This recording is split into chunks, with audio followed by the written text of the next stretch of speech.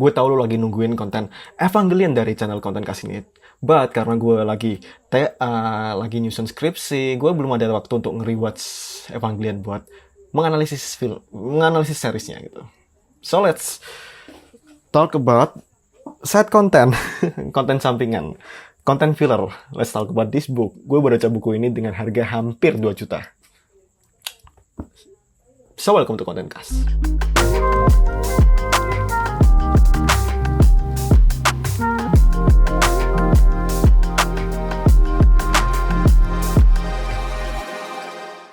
Jadi buku ini adalah Blood Meridian dari Cormac McCarthy.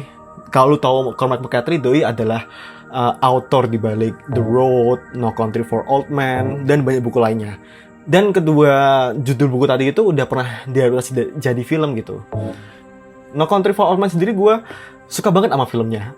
Gue suka bagaimana villainnya itu unik gitu, cold, scary, kayak apa ya, punya karakteristik yang beda gitu dengan villain-villain film pada umumnya gitu. Ya bukan film sih, dia dari buku sih, I know it. Ya, gue suka dengan endingnya juga sih sama No Country for Old Men yang kayak apa ya gitu, kayak bikin mikir gitu, kayak anti climactic tapi meaningful. Gue suka banget kayak yang ngomongin apa namanya, mimpi gitu, si MC-nya, si yang orang tuanya itu ngomongin mimpinya doi gitu. Kayak anjing, gue melankolis banget pas nonton bagian sini tuh, pas nge-rewatch ini tuh ya. Wow gitu. And then I woke up.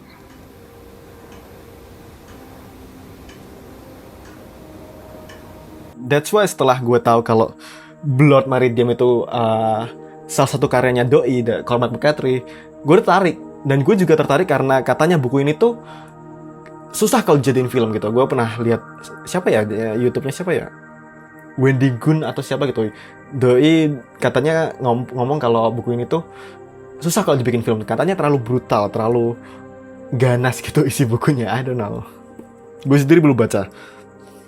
Tapi gue udah tahu sinopsis awalnya sih, yang mana menceritakan tentang Wild West, bocah pas Wild West, kehidupan bocah SMP kalau nggak salah yang kabur dari rumah dia itu pengen melakukan kriminalitas itu, kerasan. Doi itu apa ya namanya, juvenile delinquency lah pokoknya, sampai-sampai dia ikut geng, ikut kejahatan gengnya gitu.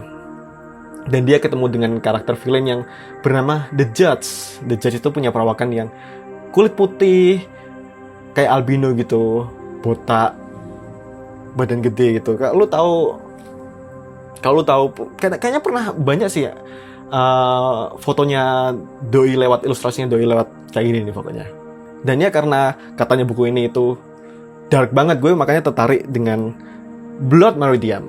Buku ini sendiri tuh terbitan dari FS, Folio Society. Wait.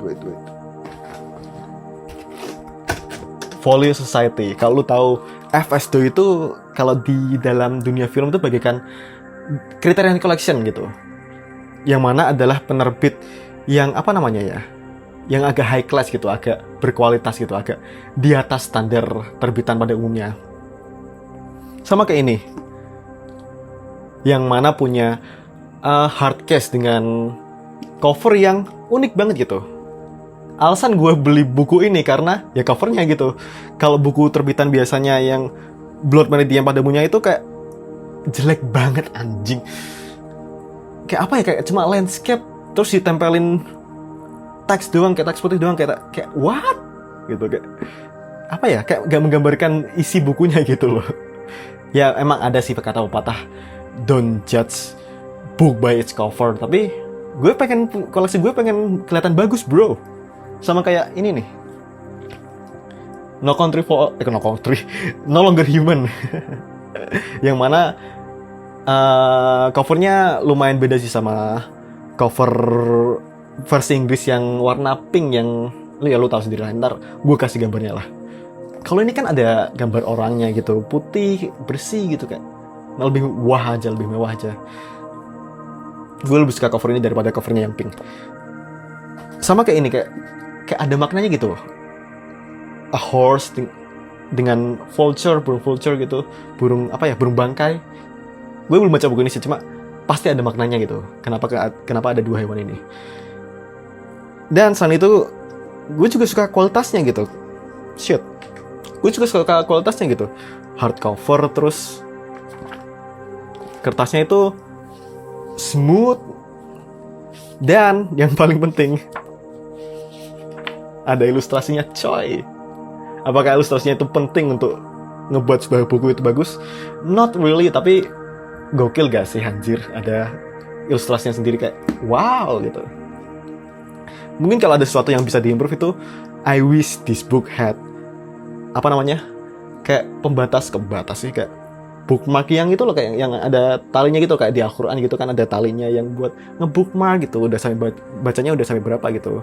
Karena selama ini kan gue pakai ini bookmark dari Pari Plus. Ya gue juga bahkan pakai ini lagi sih untuk buku ini karena ya itu gak ada talinya gitu. I wish this had dengan harganya. Oh ya, gue belum bahas harganya ya. Buku ini gue beli impor dengan harga, kalau harga aslinya ya 60 euro. 60 euro kalau di rupiah berapa sih anjir? Bentar. Harganya itu harusnya sejutaan doang gitu. Itu harga orinya, harganya tanpa ongkir. Kalau dengan ongkir ke Indo jadinya nambah 20 euro lagi, jadi 80 euro totalnya gitu. Kemarin pas hari H gue check out itu tanggal 18 Maret gitu, pas masa-masa puasa lah ya. Itu tuh gue udah ngira-ngira kalau harganya bakalan 1,4 jutaan gue habisnya gitu. Tapi tainya pas gue check out pakai BNI, langsung pakai debit, ternyata bisa. Dan itu potongnya itu gue cek history gue malah 1,8 juta anjing. 1,7 juta, 1,8. Tapi ya kayak lebih mahal banget. Gak tahu dari mana ya kok bisa lebih mahal itu. Apakah karena pajaknya atau karena something, gue gak tahu deh. Apakah gue nyesel ya? Jujur boncos sih gue beli ini dengan penghasilan gue yang sekarang, YouTube sekarang itu yang nowadays dibagi bertiga, admin 3 itu kayak sedikit sih sebenarnya. Dan ya gue hampir boncos sih beli buku ini. Apalagi itu belum termasuk biaya cukainya, yang mana sekitar 200 ribuan gitu, kayak tai banget sih biaya cukai. So ya, gue beli buku ini 2 jutaan. Apakah gue nyesel? I don't know, tapi kayak cakep sih punya koleksi ini sekali-kali gitu.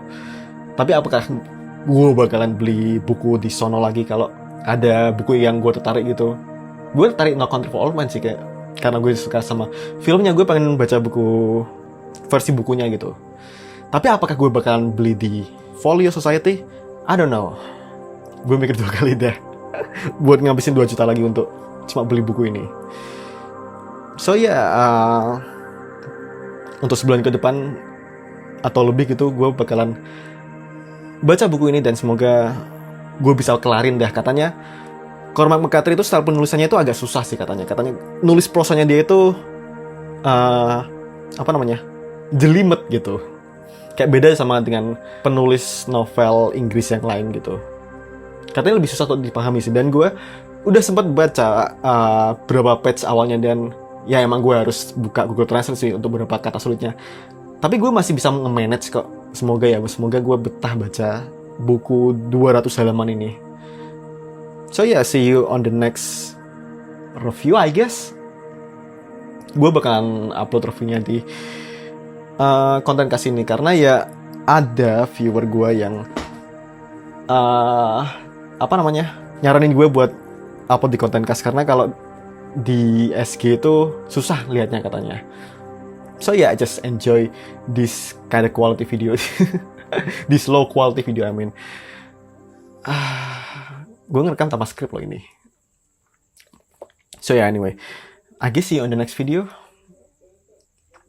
Bye.